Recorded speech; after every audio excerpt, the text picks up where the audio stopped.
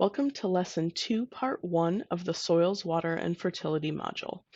In this lesson, we will be talking about the physical properties of soil, specifically soil texture and then soil structure. What is soil texture? The definition of soil texture is the ratio of sand, silt, and clay in a soil. If you remember back to Lesson 1, we talked about the mineral particles of soil and the sand, silt, and clay. The ratio of those particles is what we call the soil texture. You've maybe heard someone say, "Oh, I have a really clay soil," or "I have a really sandy soil." And that is what they are talking about, is their soil texture.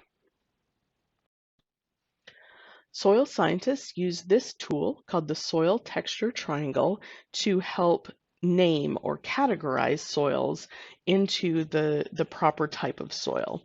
So when they have a soil, they do some analysis on it and determine what percentage of that soil has silt as a mineral particle, what percentage has sand as a mineral particle, what percentage has clay as a mineral particle.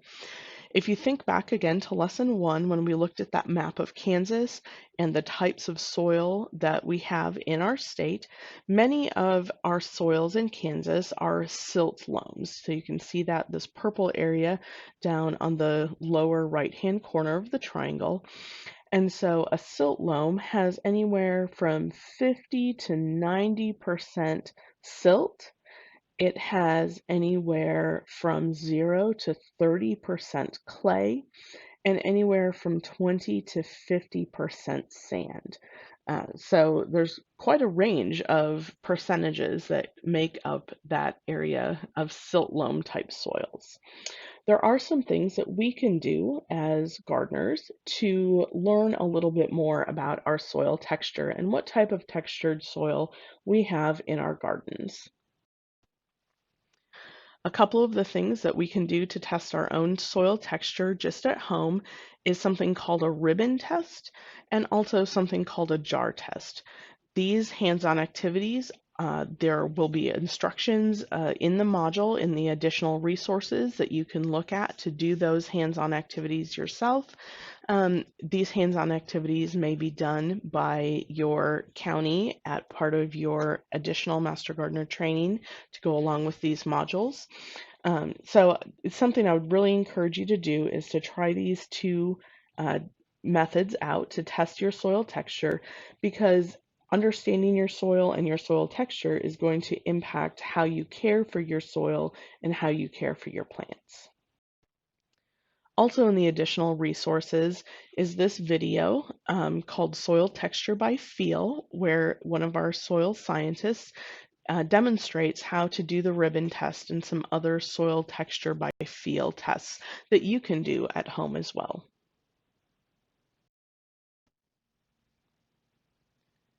For most of the rest of this lesson, we're going to be looking at why your soil texture matters and what it impacts. And one of the things that we need to understand as we're looking at the impacts of soil texture is this idea of surface area of our soil particles. So when we start talking about surface area, we have to compare things on a one-to-one basis. So we're looking at if you had a cup full of sand, we would say the surface area is 1. If I had a cup full of silt, the surface area of the soil particles, remember those particles are much, much smaller than the sand, is 100 times greater than the surface area of the particles in that cup full of sand.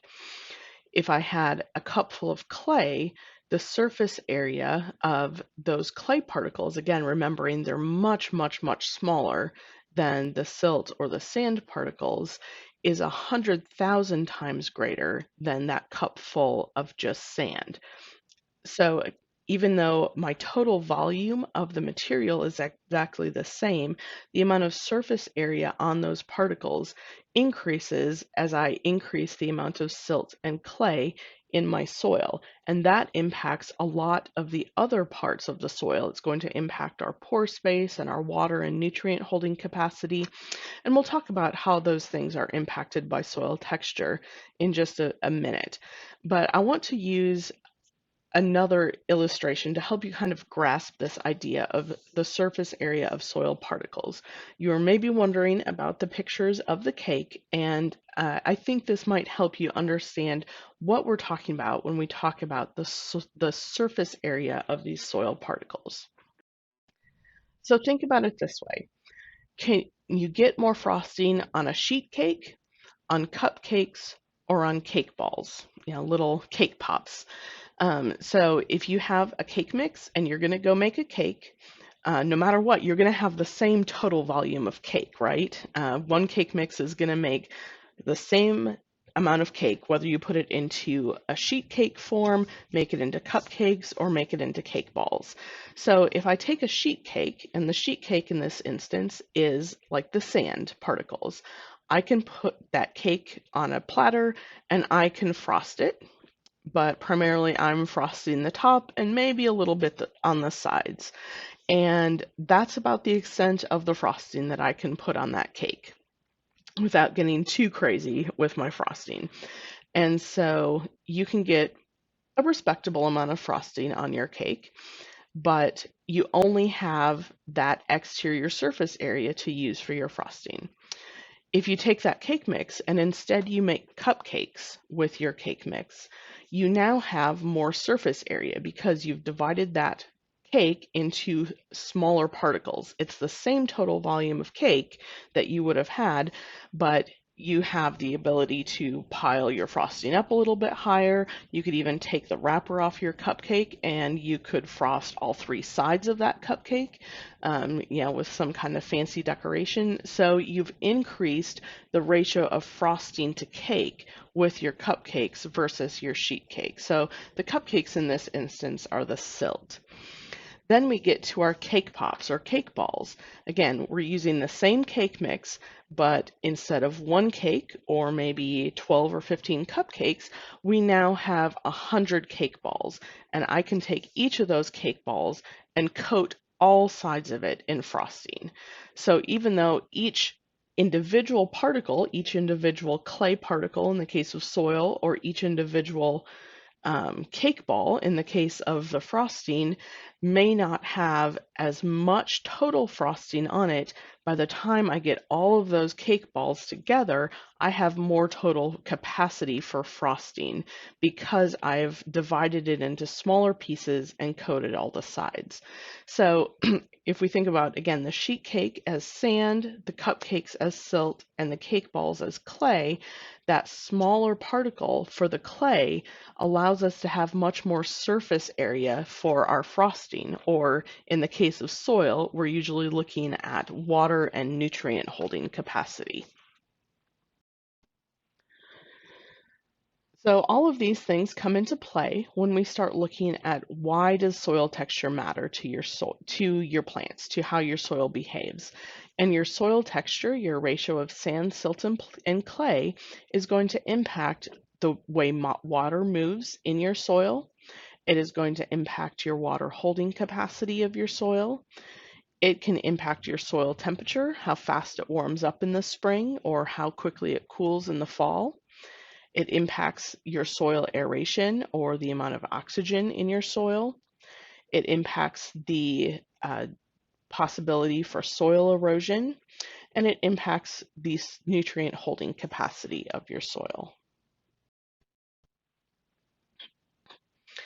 When we talk about water movement and how the texture of the soil impacts water movement, often we're going to talk about one end of the spectrum or the other. We'll talk about really sandy soil or a really clayey soil, with the understanding that different types of soils are kind of on a gradient or a spectrum in between these two ends.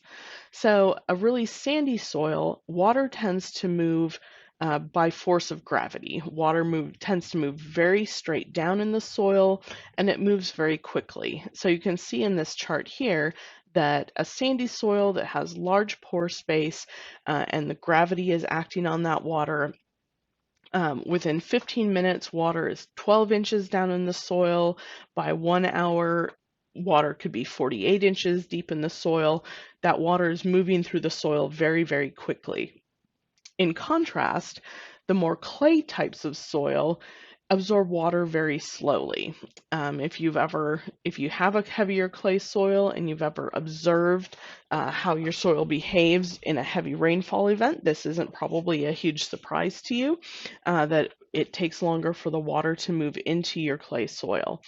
So with a clay soil, you can see that it takes up to 4 hours to move 24 inches deep in that soil profile. And in 24 hours, that water could be only as deep as 36 inches, so almost half of the depth that you would see with a sandy soil.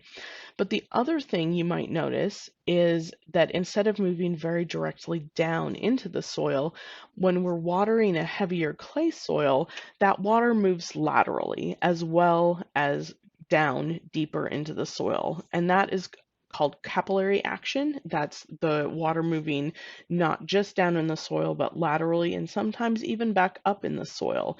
And that is impacted by those additional clay particles. The increase in clay in that soil makes that capillary action much more likely to happen. Water storage capacity is another thing that is impacted by our soil texture. So in this chart, what we're looking at, the bottom line is the unavailable water. So again, remember back to lesson 1 when we looked at our idealized soil that had the pore space for 50% of the soil, and that was divided into 1/3 unavailable water, 1/3 available water, and 1/3 air. And so that's really what we're looking at for our idealized soil. And so you can see here that a sandy soil doesn't hold very much water, or pure sand in particular doesn't hold very much water. It doesn't have very much unavailable water. It doesn't have very much available water, but it has lots of air. And then as we move to the right on this chart, we get into our loamy type soils. You see that the percentage of unavailable water increases somewhat, but our amount of available water begins to increase significantly. And then we still have a respectable amount of air. As we move into our clay soils and pure clays, one of the things that happens is because there's so many clay particles, that water is held so tightly that actually our unavailable water increases. The available water isn't as prevalent, but our soil is still really filled with water, and so we don't have as much air as we sometimes would like to have. So when you hear people talk about, oh, I have a nice loamy soil, this is one of the reasons why having that loamy soil is desirable, because it maximizes the unavailable water, doesn't have too much unavailable water, and has an acceptable amount of air for plants to grow successfully. Another thing to look at when we talk about water storage capacity is something called field capacity. Field capacity is the total amount of water that a soil can hold when it is oversaturated. When it has too much water in it, it's called soil saturation. And that's the point where water is going to start draining out of that soil.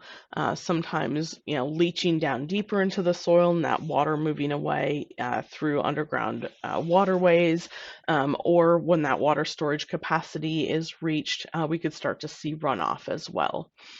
The other end of that spectrum is the permanent wilting point, and that is the point where all of the available water has been taken up by plants or evaporated into the air, and you have your soil particles, but there's no available water for plants. And so plants that are in that soil have reached what's called the permanent wilting point. They're going to wilt down and they're not going to be able to recover because there's literally no more water and they've been starved for water for so long that they can't recover from that point. So that is called the permanent wilting point. That's just another way to kind of visually think about pore space and water, the available and unavailable water and air in our soil. Our soil texture also impacts temperature, aeration, and erosion of our soils. So again, what we're really looking at is the pore space and those particle sizes and how water moves, but also how the air moves in the soil. So if the soil has too much clay in it, it's very difficult to have the air, to have the oxygen in the soil profile that is necessary for plants to grow. And in contrast, when we have a really sandy soil, like we saw, it doesn't hold water very well. So we have lots and lots of air in our soil. The temperature also interacts with these same things. In general, when we're concerned about our soil temperature, when we're looking and thinking about how plants are going to grow in the soil temperature, what's really happening is that a sandy soil that doesn't hold water tends to warm up faster in the spring because you don't have to expend all the energy to warm up the water. You're only expending energy to warm up the soil particles in the air, which doesn't require as much energy from the sun or as much heat energy. When you have a more clay soil, it often holds a lot more water, and that water, again, takes more energy to heat up, and so the soil as a whole warms up much more slowly.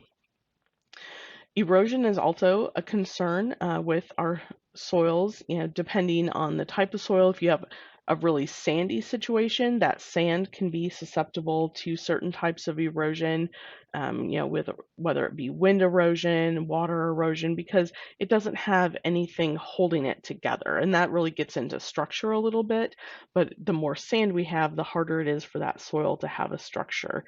On the flip side of that, we again have lots of silty loam soils in Kansas, and of course, wind erosion is a real concern when we get to fine particles of silt and some of our finer clay particles. So again, in this picture, you can see some signs of water erosion with the small gullies beginning to develop from that field, and fine textured soils tend to be more susceptible to erosion, especially when they're on the hill or uncovered in some way. The other thing that is impacted by our soil texture is the nutrient holding capacity.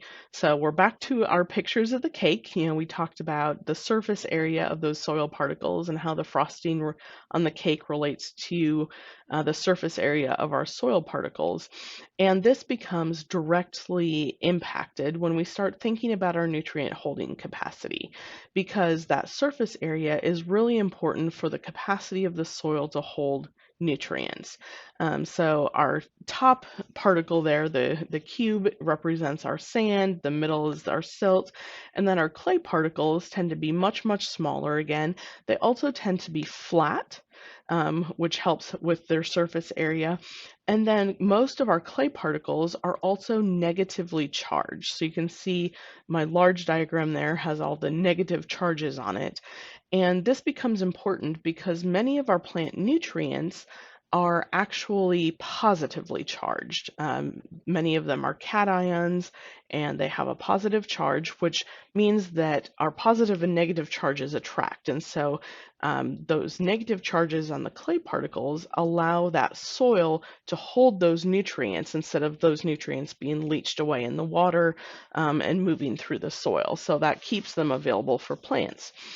So something that I kind of encourage you to think about is sometimes we have this really negative idea about, oh, we have clay soil and clay soil is so terrible and it's so horrible and, makes life so difficult. And, there's definitely challenges to clay soil, but that those clay particles in your soil are so critical for the richness of the soil, for holding those nutrients and keeping some water in that soil when we are having drought conditions. So having a certain amount of clay in your soil is definitely not a bad thing, because if it were pure sand, we wouldn't be able to grow things very well. This nutrient holding capacity can be numerically reflected in something called the cation exchange capacity. Cation exchange capacity, sometimes abbreviated as CEC, is a numerical test that gives a soil scientist an idea as to the capacity of a soil to hold nutrients and to have those cations that we talked about in that soil. So it's measuring the number of those negatively charged sites on the particle surfaces. It helps us understand how many positively charged cations can be held in that soil. And most of those are nutrients that our plants need, things like potassium, calcium, magnesium, iron, zinc, and many of our other plant nutrients have a positive charge. So the higher the CEC of a soil, the more capacity to hold nutrients. And again, because those negative charges are primarily on our clay particles, that is directly related to our soil composition or our soil texture. For more information about the physical properties of soil, I would direct you to pages 3 to 6 in the Soils chapter of the Master Gardener Handbook, as well as some additional publications from our K-State bookstore. I would encourage you to pause and watch some of the videos referenced in this lesson before continuing on to Lesson 2, Part 2.